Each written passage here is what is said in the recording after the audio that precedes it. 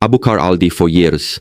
Abukar al-Bti, the founder of ISIS, lived in fear of being caught. People close to him said he almost always had a side vest nearby and sometimes even slept wearing one. He only traveled at night, wore disguises, and kept a very small group of loyal guards. They avoided using phones, so they could not be tracked. He often hid in the deserts of Syria and Iraq, crossing borders in secret by dressing up like a shepherd to avoid being recognized. However, by late 2019, his power was crumbling. Many of his closest men were dead, and intelligence just discovered he was hiding. In northwest Syria, a raid was planned. But to reach the target, American units had to fly through airspace controlled by Russia and Turkey. This was one of the few instances where they all collaborated in the night. Helicopters carried US Special Forces toward a small compound. They landed, and the assault began inside. Party tried to escape into a tunnel, but he had no way out. Military dogs chased him, and knowing he was trapped and seconds away from capture, he set off the suicide vest he was wearing. The blast killed him, and unfortunately, he had 2 children with him. Abu Nial. Abu Nal, one of the world's most feared Palestinian militants, had one of the most controversial deaths shrouded in conspiracy theories and different accounts.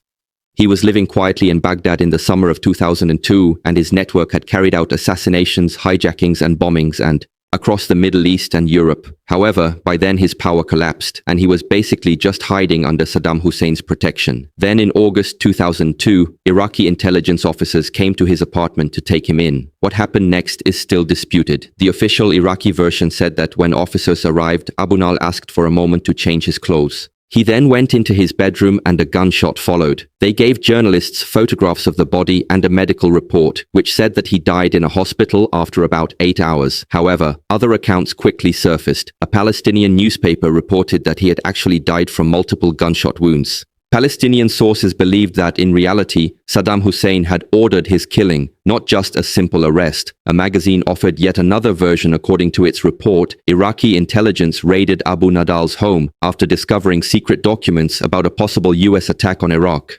A fight then broke out between his men and the Iraqi officers, and in the chaos, Abu Nadal was killed. This might have been because Saddam wanted him eliminated before any American invasion, fearing he might turn against the regime. Years later, another report claimed that Iraqi officers had been questioning him in his home as a suspected spy for Kuwait and Egypt, and indirectly for the United States. According to this account, the Kuwaits had asked him to look for links between Iraq and Al-Qaeda. Ayman al-Zawahiri.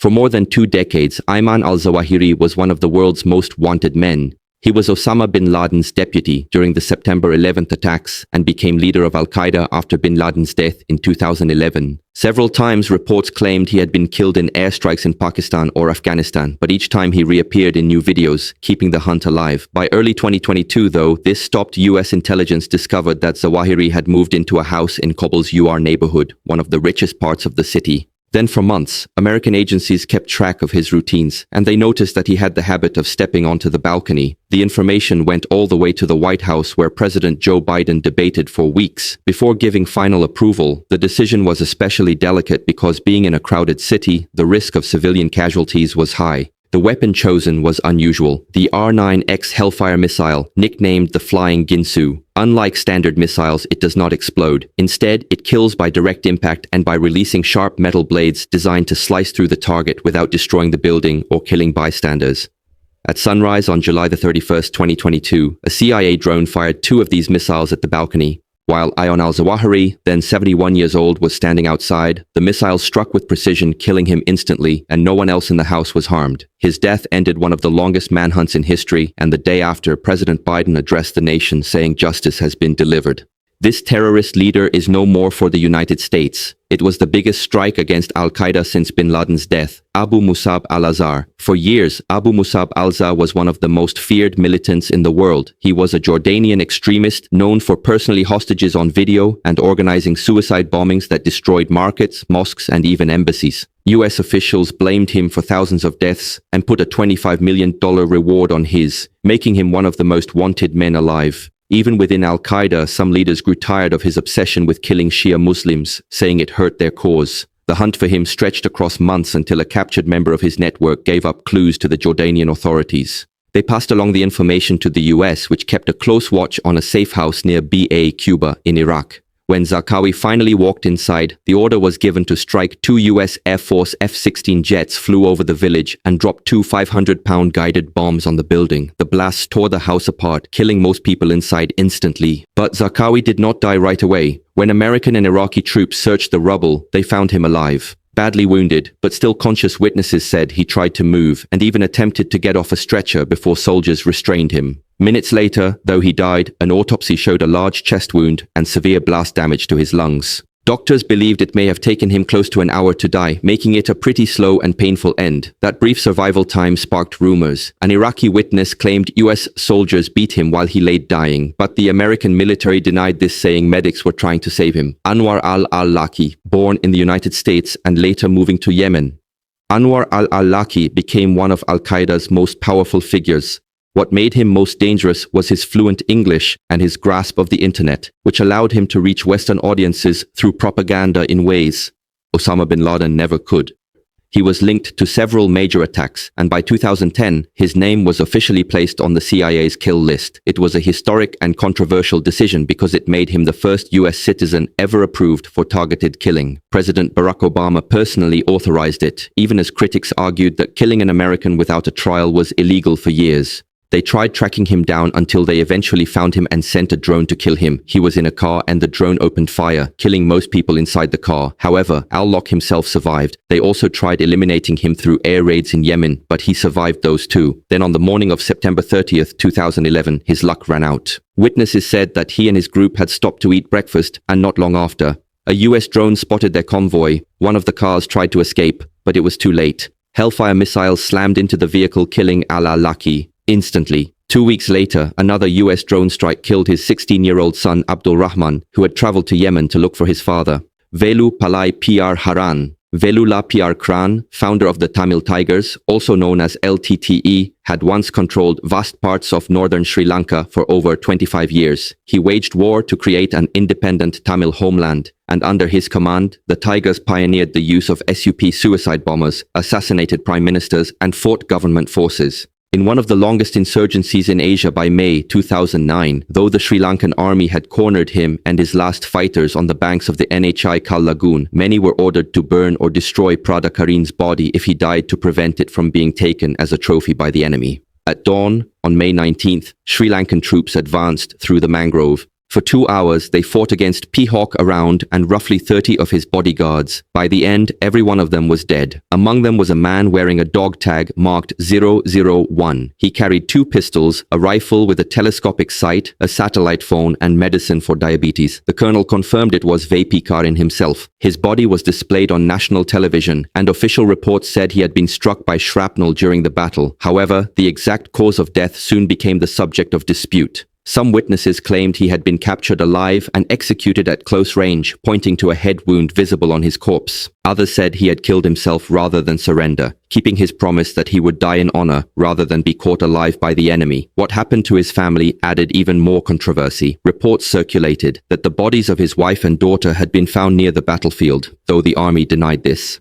His 12-year-old son Balakandran was photographed alive in custody, sitting in a bunker, but minutes later he was dead. This fueled accusations of execution and war crimes. Abbas al-Musi. By early 1992, Abbas al-Musi was Hezbollah's Secretary General. He was linked to kidnappings and killings, including the abduction of US Marine and UN officer William R. Higgins and the disappearance of Israeli soldiers. Originally, Israeli intelligence prepared a kidnapping plan codenamed Nighttime. The idea was to capture al-Musi and use him in a prisoner exchange. However, when the chosen day came, he was surrounded by a large crowd, making an abduction impossible. Israel's military intelligence chief then recommended switching to a strike. Ehud Barak, chief of staff at the time, pressed Defense Minister Moshe Aarons to approve it, saying Israel would not get another chance. Aarons hesitated, but finally gave the order. Missiles were cleared to fire on the afternoon of February 16, 1992. Al-Musa was traveling in a 3-car convoy in southern Lebanon. He was with his wife, his 5-year-old son, and bodyguards. 2 Israeli Apache helicopters were waiting near the border, though the pilots had not been told exactly who the target was. When the cars came into view, the Apache struck Hellfire missiles, hit the cars, completely obliterating them and leaving fire and wreckage across the road. A Hezbollah spokesman later said al-Musa and his family were burned alive inside their car. Reports from the scene added that some people who tried to escape were cut down by automatic gunfire. At least 10 others in the convoy were wounded privately. Some officers had warned that removing al-Musi would not weaken Hezbollah since the group was not built around one man. Their fears were that his replacement might be even more extreme. In response to al-Mu's death, the Islamic Jihad organization bombed the Israeli embassy in Buenos Aires, killing 29 civilians. 2 years later, the group also carried out the AMIA bombing in the same city, killing 85 more. Then on some of the next anniversaries of al-Mu's death, Hezbollah made ambushes against Israeli forces in southern Lebanon. Abdul Malik Drudel was one of Al-Qaeda's oldest surviving commanders and the one who built Al-Qaeda in the Islamic Reb, also known as a KM, into a powerful regional branch. Under his leadership, a KM introduced suicide bombings to North Africa and ran a campaign of kidnappings for ransom that brought in tens of millions of dollars. His group bombed the Algerian Prime Minister's office in 2007, attacked hotels in Mali, and spread operations across Mauritania, Niger, Libya, and Tunisia. For years, he avoided capture. He hid in Algeria's mountains and survived repeated attempts on his life. But by the late 2010s, his influence had started to fade. A key MS stronghold in Algeria weakened. New ISIS-linked groups were rising, and many of the most active jihadist factions no longer answered to him. French special forces had been tracking him for months, and on June 3, 2020, they finally moved in.